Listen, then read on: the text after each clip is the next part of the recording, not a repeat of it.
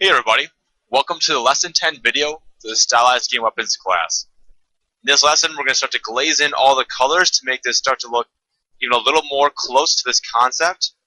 So we're going to sort of start off where we left off in the last lesson by, when we created all the values.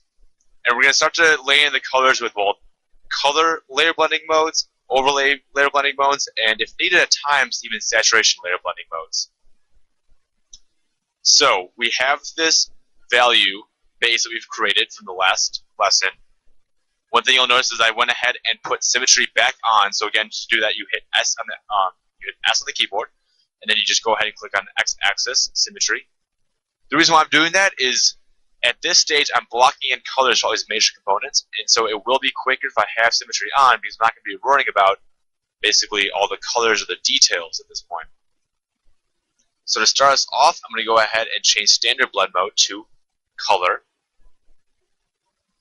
I'm going to make sure that my brush color opacity is at 100. And we're just going to basically start blocking this in.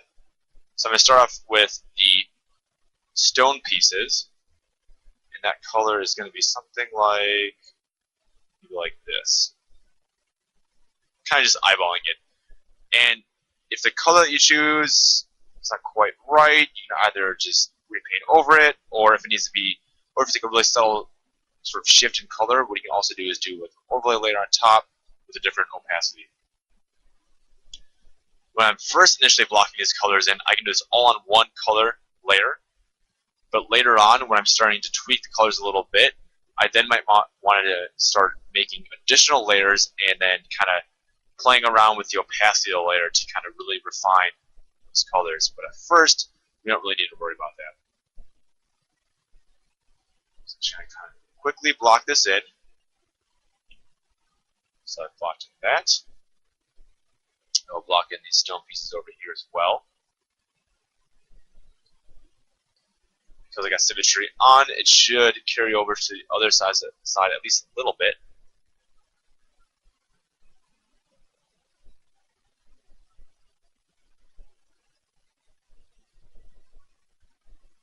That.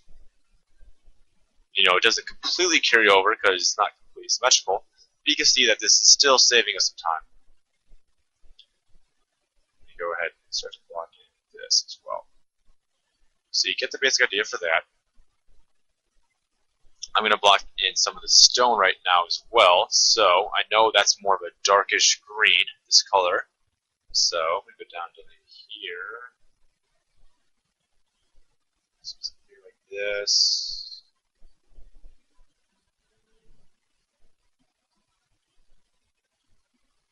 Try out this color. This should work.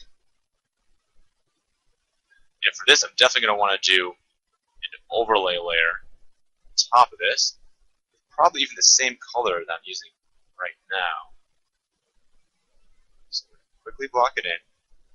And this, again, is an instance where it's going to be really nice to kind of go ahead into this texture editor to make sure that I also have these capped edges as well.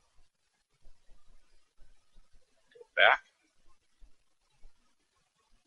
Basically the same thing down here. Just kind of really quickly doing this. Up there. Again, I can go in the texture editor and fix that up a little more. And then I can do it right here as well. Start to block that in. So this gives you the general idea. I'm going to go ahead now and make an overlay layer. Overlay. And with the same color selected, we'll go ahead and try that out. So you see that this is already definitely looking closer to the concept color. And again, this is the reason why it's pretty nice to have the concept as the background image, because it's really easy for me just to refer to this, kind of compare the values basically side by side to get a better idea of how these colors need to be tweaked in order for it to look accurate.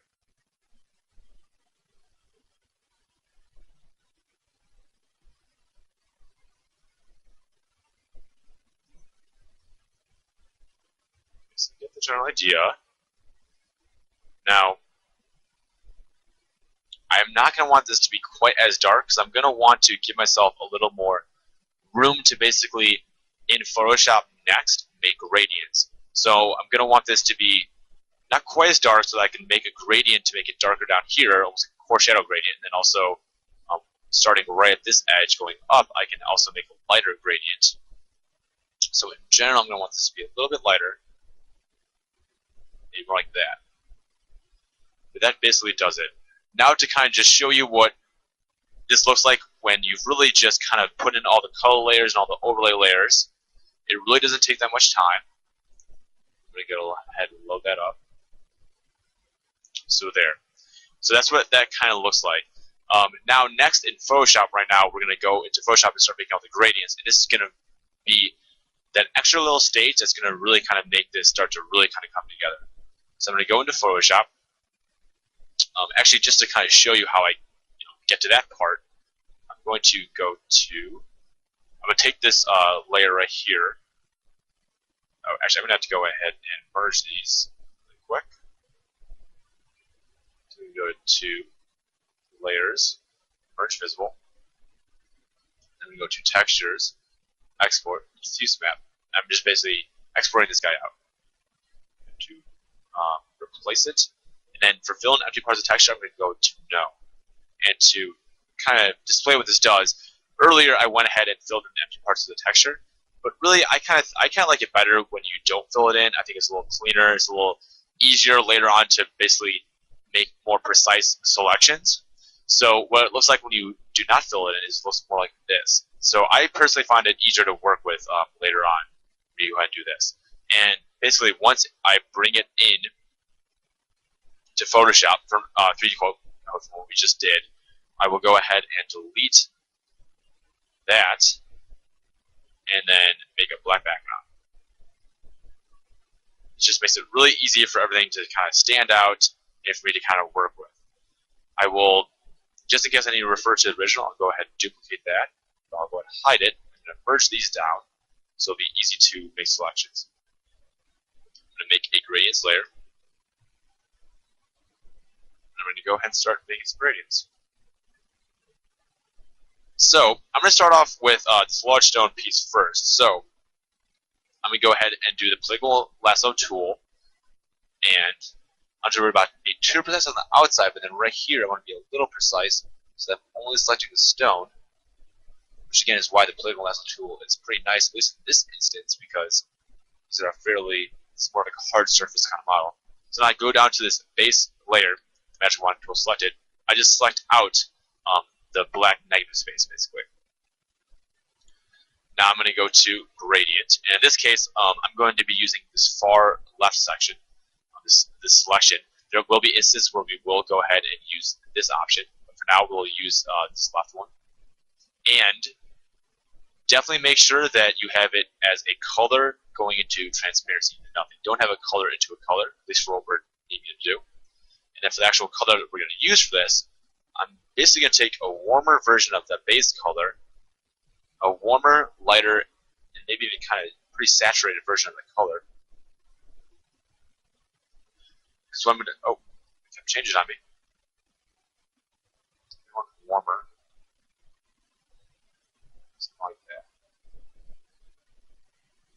Basically what I'm going to do is for all of the lighter colors, anything that I'm going to be doing with a lighter gradient, I'm going to go ahead and make that warmer, and any sort of darker gradient I'm going to make any kind of shade out, I'll go ahead and make that cooler, just so that there's a little more color temperature variation. So I'm going to start up here. I'm going to go ahead and make the sort of center of the gradient right in the top, and holding down Shift, I'm just going to kind of pull down to about there. That should work for us. Underneath that, I might as well have underneath that be the make another. I'm just going to actually do an overlay layer for the darker colors as well. I tend to find overlay to work better for bringing out richer colors. So now I'm going to make this cooler. I'm going to go ahead and make this quite a bit darker as well, and then I'll probably just play around the layer opacity.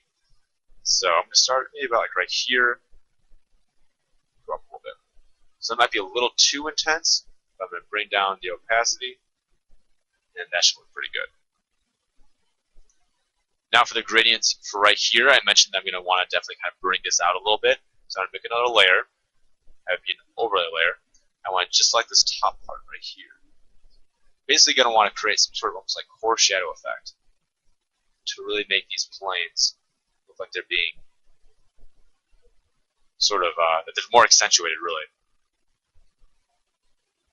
Oh, right, make sure I'm on this layer. The bottom layer, select out the negative space. Select the base color, go a little warmer, a little more saturated.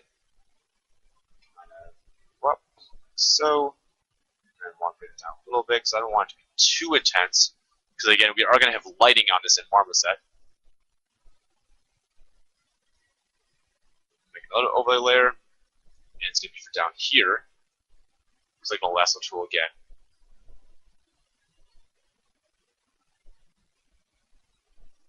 That. Good. So the base color, definitely go cooler. And for this, I usually find that if I start at the center and kind of bring it down, it's a little too intense for me. So the fall off is a little too intense. So I'd rather have it start up maybe about right over here and have it be more of a soft, subtle gradient. So, but now it'll still change the opacity down a little bit. And in general, I kind of have this be looking like that. So, the other area that I kind of want to show you for setting up gradients is the difference between actually using this other type of gradient. So, alternating between doing more of this center gradienting out as opposed to this one side, or one side gradienting up or down kind of thing. So I'm going to demonstrate this on. I'll go ahead and use it on this strap piece right here. For a lot of the cylinder elements, I was going ahead and making it sort of have a bright spot right in the center and then a bright spot on the side. I found that I liked that in the final. So I'm going to have this be an overlay layer. Again, I'm going to select this out. So, deselect the negative space. Now, basically what I just did before, select my color. And I'm doing this one. I'll show you what this does. I'm going to go right to the center, hold down Shift, I'm going to pull out a little bit. It's going to make a gradient right here in the center, like so. Then I can also do a gradient on the sides.